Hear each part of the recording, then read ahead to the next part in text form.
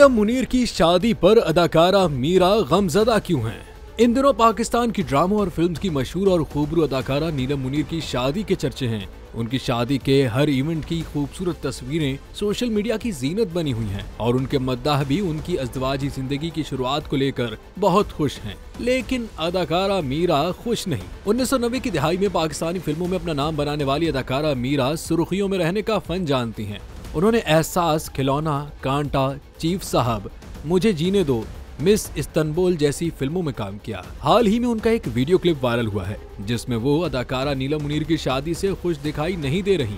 एक निजी टीवी के रिपोर्टर ने जब उनसे नीलम मुनीर की शादी से मुतालिक सवाल किया तो उन्होंने पहले तो एक रूहानी शक्ल बनाई और कोई जवाब नहीं दिया। रिपोर्टर ने दोबारा सवाल किया कि नीलम मुनीर की शादी हो गई है तो आपका कब तक इरादा है, जिस पर मीरा ने जवाब दिया कि बस अफसोस है। जिस पर रिपोर्टर ने सवाल किया कि अफसोस नीलम मुनीर की शादी का है या फिर अपनी शादी की ताखीर का, जिस पर मीरा ने कहा कि अपनी शादी की ताखीर का, और फिर दोबारा रूहानी अंदाज में बोली कि मेरे साथ कोई शादी नहीं करना चाहता।